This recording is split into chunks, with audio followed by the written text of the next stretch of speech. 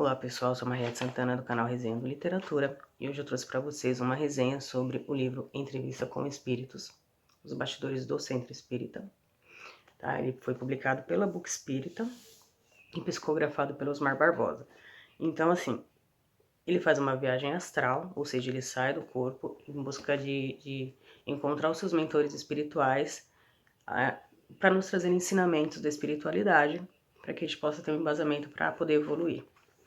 Neste livro ele fala também sobre os trabalhos dos centros de Umbanda, dos centros de Candomblé, dos centros espíritas em si, que são chamados de kardecistas. Né? Ele fala sobre os trabalhos juntos a orixás. Então, falando um pouquinho do livro, assim, quando ele entra em contato com o mentor dele, um dos mentores, que no caso seria o Daniel, ele, nessas viagens astrais, ele aprende um pouquinho de quem está por trás dos trabalhos do centro de Umbanda, dos terreiros de Candomblé, né, centros de Candomblé, em relação à população encarnada, ou seja, a nós, a humanidade, né, nós que estamos na carne. A gente, quando vai num centro de Umbanda, no centro de Candomblé, a gente vê os trabalhadores da casa, né, todos lá vestidos com as roupas dos orixás, mas a gente não tem ideia de quem está por trás daqueles trabalhos, porque não existe uma casa espírita, uma casa de um centro de candomblé, de umbanda que seja em pé, de forma séria, que não seja auxiliado pela espiritualidade. Ou seja, quando a pessoa diz que recebe um santo, aquele santo ele tem que tem que estar presente e tem outros espíritos ao lado para poder auxiliar no trabalho da casa. Ou seja, quando tem um trabalhador no centro espírita recebendo o santo, ou no caso, tendo contato com a espiritualidade, existem vários outros espíritos ao redor para poder dar a proteção para que aquele trabalho aconteça. Né? Então, a gente quando entra, assim, quando a gente não tem a nossa mediunidade muito aflorada, a gente não consegue ver. Mas eles estão lá, né? Existe toda essa preocupação. E como que é feito o trabalho no centro espírita? Como que uma pessoa consegue ser médium? O que seria necessário, né? Algumas pessoas têm essa sensibilidade aflorada desde a infância. Então as pessoas ou veem espíritos, né, veem seres invisíveis para a maioria das pessoas e ela não sabe identificar de onde veio, né? Porque para ela é muito real, né? Para as pessoas, para as crianças naquele momento é muito real. Ela vê, ela conversa, ela escuta, ela fala com aquelas pessoas. Mas a mãe, o pai, ou as pessoas do entorno não conseguem ver. Para ela é muito real, mas para os outros não. Eles pensam o quê? Que a criança tem uma amiga imaginária. Se a família daquela criança já é iniciada na espiritualidade, já tem um conhecimento maior, então ela vai levar essa criança até um centro espírita ou ao candomblé ou à umbanda, dependendo do credo de cada pessoa. Tá? Não vou entrar aqui no mérito do que é certo e o que é errado, porque toda religião, toda filosofia tem seu mérito. Né? Então, a família daquela criança, se ela já tem um conhecimento espiritual, ela vai levar aquela criança até o lugar devido para que ela possa desenvolver a sua mediunidade, a sua sensibilidade. Então, assim, ser médium é uma responsabilidade muito grande, porque você precisa estudar, você precisa saber a forma correta de desenvolver a sua sensibilidade para que você possa ajudar as pessoas. Né? Não adianta eu falar assim, eu consigo ver um espírito, conversar com ele. Você tem que aprender a controlar as manifestações, vamos colocar dessa forma. Como assim controlar as manifestações? Através da sua energia, você atrai aquilo que você emana. Então assim, se você não estuda, se você não sabe como ocorre o fenômeno da mediunidade, todo e qualquer espírito ele pode estar próximo a você.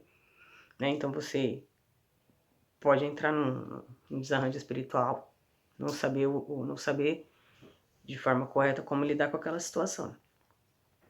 Com o passar do tempo, assim, com certos estudos, espíritos de luz vão se aproximar daquele médium e vão, através da psicografia ou de outros setores da sua sensibilidade, entrar em contato para que você possa evoluir e ajudar na evolução de outras pessoas.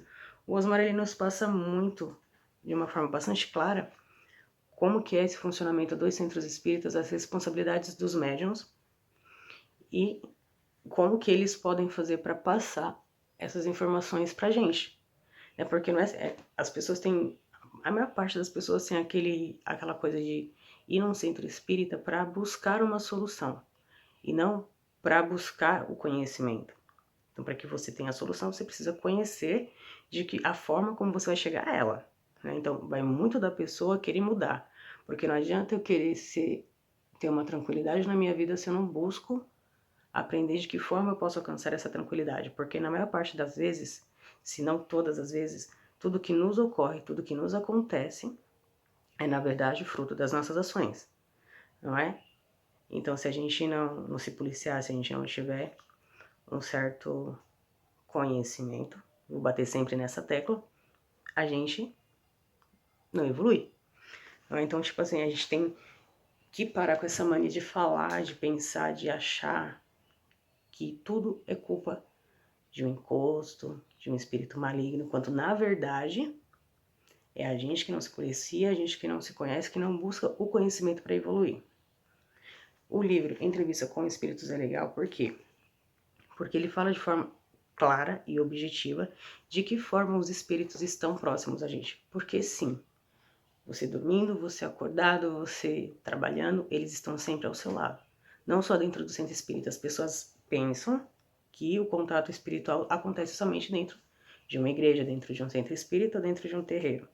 Não. No momento que você está dormindo, no momento que você está acordado ali fazendo suas atividades do dia a dia, sempre tem um espírito ao seu lado. Nossa, mas Mariette, que espírito é esse?